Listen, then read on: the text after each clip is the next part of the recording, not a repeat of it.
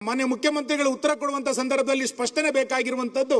ಅವರು ಬಜೆಟ್ ನಲ್ಲೇ ಹೇಳಿದ್ದಾರೆ, ನಾನು 76,000 ಹತ್ತತ್ರ 74,000 ಕೋಟಿ ರೂಪಾಯಿಯನ್ನ ಬಂಡವಾಳ ವೆಚ್ಚಕ್ಕೆ ಖರ್ಚು ಮಾಡ್ತೇನೆ, ಕ್ಯಾಪಿಟಲ್ ಎಕ್ಸ್ಪೆಂಡಿಚರ್ ಅಂತ ಅವ್ರು ಹೇಳಿದ್ದಾರೆ. ಇಲ್ಲಿ ಅರ್ಥ ಆಗದಲ್ಲೇ ಇರುವಂತ ಸಂಗತಿ ಮತ್ತು ಮುಖ್ಯಮಂತ್ರಿಗಳು ಗೊತ್ತಿಲ್ಲದಂತೆ, ನಾನು ಅದಕ್ಕೆ ಹೇಳಿದ್ದು, ಗೊತ್ತಿಲ್ಲದಂತೆ ಏನನ್ನು ಹೇಳಿ ಕೊಟ್ಟಿದ್ದಾರೆ ಅಂತ ಕೇಳಿದ್ರೆ, ಅವರೊಂದು ಕಡೆ ಬಜೆಟ್ ನಲ್ಲಿ ಉಲ್ಲೇಖ ಮಾಡಿದ್ದಾರೆ, 56,000 ಉದ್ಯೋಗಗಳನ್ನ ನಾವು ಸೃಷ್ಟಿ ಮಾಡ್ತೀವಿ, ಅದನ್ನ ಭರ್ತಿ ಮಾಡ್ತೀವಿ, 2,74,000 ಹತ್ತತ್ರ ಹುದ್ದೆಗಳು ಖಾಲಿ ಇದೆ, ಅದರಲ್ಲಿ 56,000 ಹುದ್ದೆಗಳನ್ನ ಭರ್ತಿ ಮಾಡ್ತೀವಿ ಅಂತ ಅವ್ರು ಹೇಳಿದ್ದಾರೆ. 56,000 ಹುದ್ದೆಗಳನ್ನ ನೀವು ಭರ್ತಿ ಮಾಡ್ತೀವಿ ಅಂತಂದಾಗ ಅದಕ್ಕೆ ಅನುದಾನವನ್ನ ಬಜೆಟ್ ನಲ್ಲಿ ಎಲ್ಲಿ ಇಟ್ಕೊಂಡಿದ್ದೀರಿ? ಇಡೀ ಬಜೆಟ್ ನಲ್ಲಿ ಅದ್ರ ಬಗ್ಗೆ ಎಲ್ಲೂ ಕೂಡ ಉಲ್ಲೇಖ ಮಾಡಿಲ್ಲ. ಉತ್ತರ ಕರ್ನಾಟಕದಲ್ಲಿ ಯುವಕರು ದೊಡ್ಡ ಪ್ರಮಾಣದಲ್ಲಿ ಪ್ರತಿಭಟನೆಯನ್ನ, ಎಲ್ಲ ಜನಪ್ರತಿನಿಧಿಗಳಿಗೆ ದೊಡ್ಡ ಪ್ರಮಾಣದ ಗೆರಾವುಗಳನ್ನು ಹಾಕ್ತಾ ಇದ್ದಾಗ ಆ ಹೋರಾಟದ ದಿಕ್ಕನ್ನು ತಪ್ಪಿಸಬೇಕು ಅನ್ನೋ ಕಾರಣಕ್ಕೆ ನಾವು 56,000 ಹುದ್ದೆಗಳನ್ನ ಭರ್ತಿ ಮಾಡ್ತೀವಿ ಅಂತ ನೀವು ಹೇಳಿದಿರಿ. ಭರ್ತಿ ಮಾಡ್ತೀವಿ ಅಂತ ಹೇಳಿರೋದು ನಾನು ಸ್ವಾಗತಿಸ್ತೇನೆ. ಆದ್ರೆ ಭರ್ತಿ ಮಾಡ್ತೀವಿ ಅಂತ ಹೇಳಿದ ನಂತರ ಅದಕ್ಕೆ ಎಲ್ಲಿ ಅನುದಾನವನ್ನ ಇದಕ್ಕೆ ಜೋಡಿಸ್ಕೊಂಡಿದ್ದೀರಿ ನೀವು? ನಿಮ್ಮ ಒಟ್ಟು 4,44,000 ಕೋಟಿ ರೂಪಾಯಿ ಬಜೆಟ್ ನಲ್ಲಿ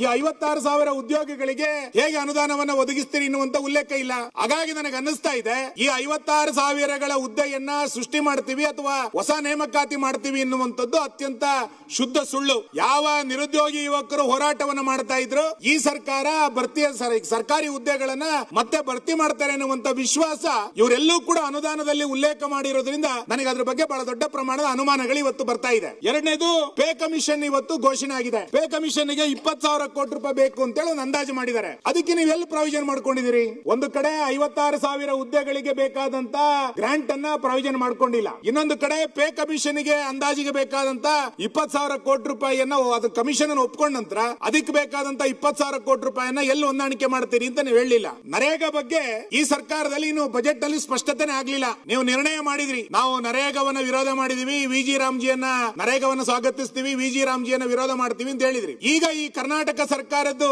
ನರೇಗಾ ಬಗ್ಗೆ ನಿಮ್ ನಿಲುವೇನು? ಹಾಗಾದ್ರೆ 40% ರಾಜ್ಯ ಸರ್ಕಾರ ಕೊಡಬೇಕಾಗಿದೆ ಎನ್ನುವ ಕಾರಣಕ್ಕೆ ವಿ.ಜಿ. ರಾಮಜಿಯನ್ನು ಬಿಟ್ಬಿಡ್ತೀರಾ ನೀವು? ನರೇಗಾ ಯೋಜನೆಯನ್ನ ಈ ರಾಜ್ಯ ಸರ್ಕಾರ ಕೈ ಬಿಟ್ಟಿದ್ಯಾ? ಒಂದ್ ಪ್ರಕಾರ ಈ ವರ್ಷದಿಂದ ನರೇಗಾ ತೆಗೆದುಕೊಳ್ಳೋದಿಲ್ಲ ಅಂತ ನೀವು ಹೇಳಿ, ಅದಕ್ಕೂ ಕೂಡ ಎಲ್ಲೋ ಅನುದಾನಗಳನ್ನು ನೀವು ತೋರಿಸಿಲ್ಲ. ಅದ್ರ ಜೊತೆನಲ್ಲಿ ಕಳೆದ ಬಾರಿ ನರೇಗಾದಲ್ಲಿ ಕೆಲಸ ಮಾಡಿದಂತ 5 ಲಕ್ಷದ ಸುಮಾರು 94 ಲಕ್ಷ ಉದ್ಯೋಗ ನಿಮ್ಮ ಆರ್ಥಿಕ ಸಮೀಕ್ಷೆನಲ್ಲಿ ಅವ್ರು ಹೇಳಿದ್ದಾರೆ. ಏನು ಅಂತ?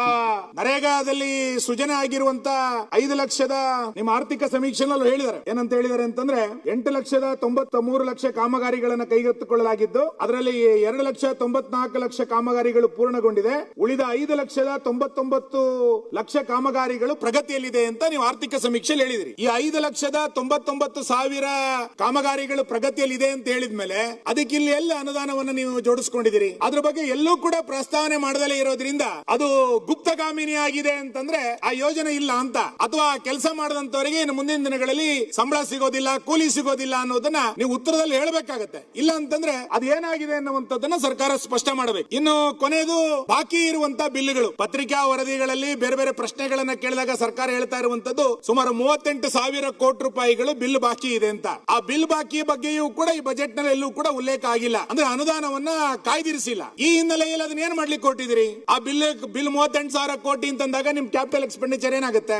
ಇದನ್ನ ಇವತ್ತು ಸ್ಪಷ್ಟ ಮಾಡಬೇಕು. ಮಾನ್ಯ ವಿರೋಧ ಪಕ್ಷದ ನಾಯಕರು 2 ಸರಿ ಸದನದಲ್ಲಿ ಹೇಳಿದ್ದಾರೆ, 2 ತಿಂಗಳು ಬಿಟ್ಟು ಹೋದಂತ ಗೃಹಲಕ್ಷ್ಮಿಯನ್ನ ಎಲ್ಲಿ ಜೋಡಿಸ್ತೀರಿ? 1,000 ಕೋಟಿ ರೂಪಾಯಿ ಗೃಹಲಕ್ಷ್ಮಿ ಹಣವನ್ನ ಇನ್ ಕೊಡೋದಿಲ್ವಾ? ನಾನು ಅದಕ್ಕೆ ಹೇಳ್ತೇನೆ, ಬಿಟ್ಟು ಹೋದಂತ ಗೃಹಲಕ್ಷ್ಮಿಯನ್ನ ಎಲ್ಲಿ ನಿಮ್ಮ ಪೂರಕ ಬಜೆಟ್ ನಲ್ಲಿ ಜೋಡಿಸ್ಕೊಳ್ಳಿಕ್ ಆಗುತ್ತಾ ಅಂತಂದ್ರೆ ಇವತ್ತು ಸರ್ಕಾರ ಕೇಳಬೇಕು, 2 ತಿಂಗಳ ಗೃಹಲಕ್ಷ್ಮಿಯನ್ನ ಕೈ ಬಿಟ್ಟಿದ್ದೀವಿ, ನಾವು ಕೊಡಲ್ಲ ಅಂತ ಹೇಳ್ಬೇಕು. ಇಲ್ಲಾಂದ್ರೆ ಕೊಡ್ತೀವಿ ಅಂತ ಹೇಳೋದಾದ್ರೆ ನೀವು ಬಜೆಟ್ ನಲ್ಲಿ ಅದಕ್ಕೆ ಎಲ್ಲಿ ಜೋಡಿಸ್ತಿದ್ದೀರಿ ಅನ್ನೋದನ್ನು ಕೂಡ ಹೇಳಬೇಕು.